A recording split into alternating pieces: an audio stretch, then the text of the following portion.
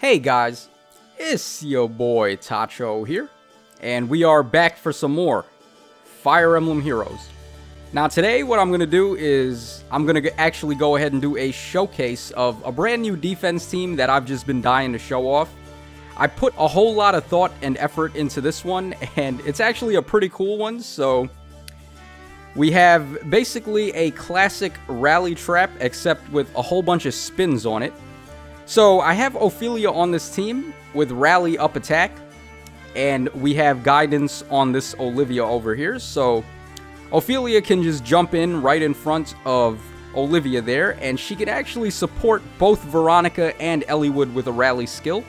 Now normally you wouldn't think that anyone would be able to rally Eliwood on this certain map here, because I don't have a rally skill on Thrasir, and it doesn't look like there's a way for Ophelia to actually reach Eliwood to use the rally on him directly.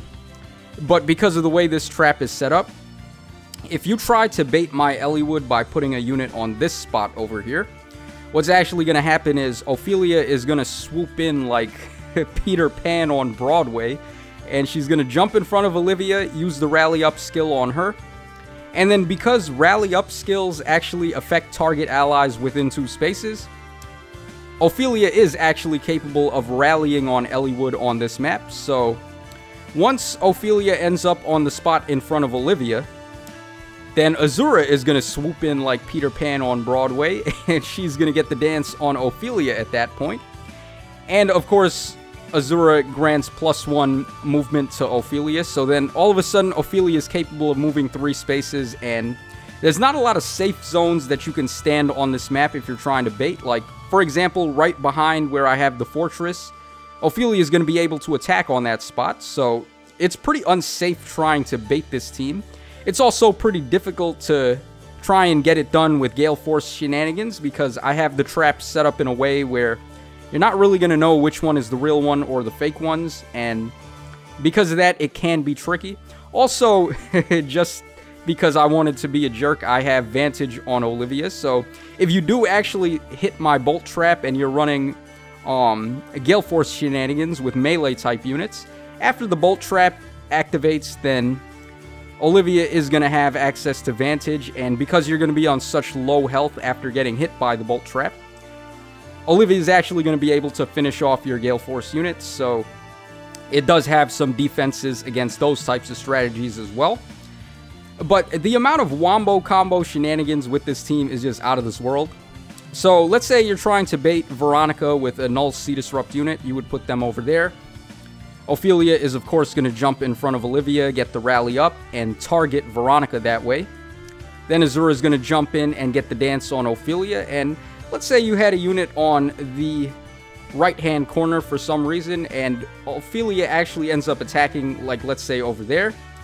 If I have Azura one spot in front of Eliwood, I also have flyer formation on Olivia, so then Olivia would be able to jump in front of Azura and play hopscotch with her, and then she's going to be able to get the dance on Ophelia, and she'll be able to attack again. Also, in another case, if you wanted to bait this Eliwood and you put a unit over there, I can just jump Azura in front of Eliwood, and then because I have guidance on Azura, then we can jump Thrasir in front of Azura and play hopscotch even more, and then all of a sudden Thrasir stands on where the fake Bolt Trap is, and Thrasir is able to attack on the same spot as Eliwood. So there's a whole bunch of jump shenanigans and Wombo combos on this team. Eliwood, of course, also has some combos of his own with Lunge and Gale Force, so it's pretty difficult to bait this Eliwood in general, especially with Brave Ike, who is just a super common bait unit.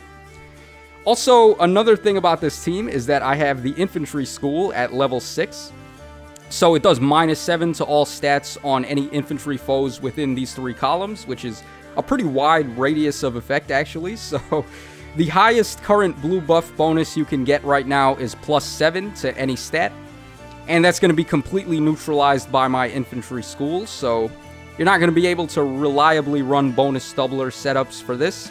Also, I have the Panic Manor affecting the other 3 columns that are not affected by the Infantry School. So recently, I've actually been a big fan of having the Panic Manor and the Infantry School in these 2 spots here, so I can get full debuffs on basically any single tile your opponents are going to try to bait from. So pretty cool stuff there. Now this is very much a setup built for Anima season, of course, because we have Thrasir. And we just recently got Mirabilis. I had made this team way before the release of Mirabilis. So now I would pretty much just replace Olivia with Mirabilis and just give her guidance, and the team is going to work out just fine. So we will be able to have 2 Anima heroes at that point and really reduce the amount of lift loss that I take. Also, in general, you don't want to run this team in light season anyway, because Mila just got released, and if Mila inflicts isolation on Ophelia, then bye-bye Rally Trap, pretty much. So I would recommend, if you're going to run a setup like this, then Anima and Astra season are going to be the seasons you want to do it on. Definitely stay away from light season, especially with Rally Traps now, because it's going to be next to impossible to set them up anymore, thanks to Mila's appearance in the game. Also, another thing about light season is that Air and Peony can actually break my Panic Manor, which is normally set up in a spot that would be impossible to break. So all you would have to do is have Air stand on the spot where my Golden Deer flag is, and then on the next turn she can move 2 spaces behind the Panic Manor and break it.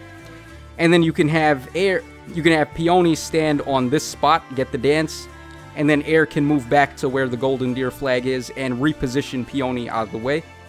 So I would have no way of attacking your flying offensive ranged units like that. Now that's not the case in Astra season, of course, because both Naga and Altina are not ranged attackers, and neither of them are dancers either, so it's going to be very difficult to actually break my Panic Manor without help from a catapult. So overall, pretty interesting setup here, and it has been serving me quite well so far. So really quick, let's just show off what could possibly happen if you try to bait this team.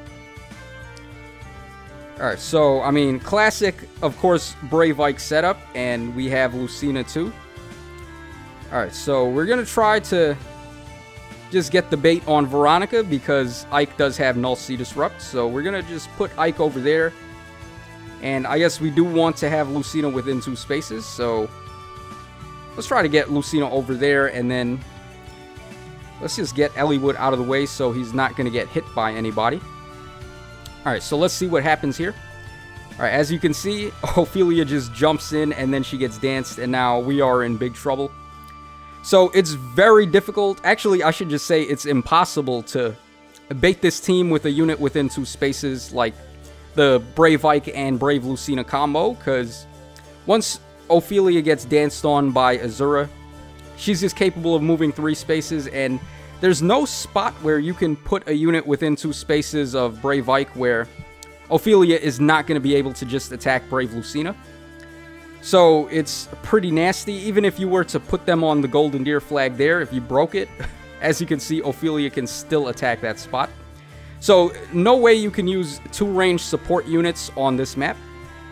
Alright, let's also try one more time. We're going to try to see what happens if you were to try and bait Eliwood and then assume that Ophelia is not going to be able to use the rally skill on her from there. Alright, so we're just going to get the units out of the way.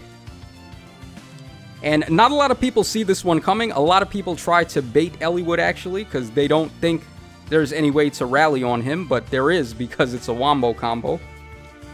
And look at that, Eliwood actually managed to go in and get his own kill there. So pretty nice stuff. That Eliwood is a monster on Aether Raid's defense, because he does have Blazing Durandal and Lunge Shenanigans.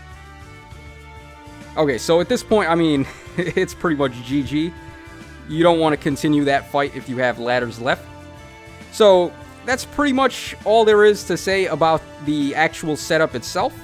So we're going to go ahead and take a look at some of these defense replays. I have a whole bunch this season, and as you can see, we are flooded with a whole bunch of successes. Now, one person actually did manage to beat the team without losing a unit. So Tweak, I'm not even sure what he did, because I haven't watched the replay yet myself. Going to be pretty interesting when we check that out. And also, one other thing is that this guy over here, Tom, he caused me to lose 40 lift. But it's not a slight against the team, actually, because as we can see here, this was actually the wrong defense team that I had set up. I was messing around with a different defense team and trying to build one. And by accident, I forgot to switch back to the team that I wanted to showcase. So we had this one mismatch here where we ended up fighting with the wrong defense team. So I'm not going to bother showing the Tom replay here. So basically, we're just going to show all the replays besides that one, and there are quite a bit, and pretty much all successes. So pretty successful defense team overall for Astra and Anima season, and it's only going to get better once I add Mirabilis to replace Olivia. So I'm just going to go ahead and cut the commentary there, guys, and we are going to watch through some of these replays. So just sit back, relax, and enjoy the show.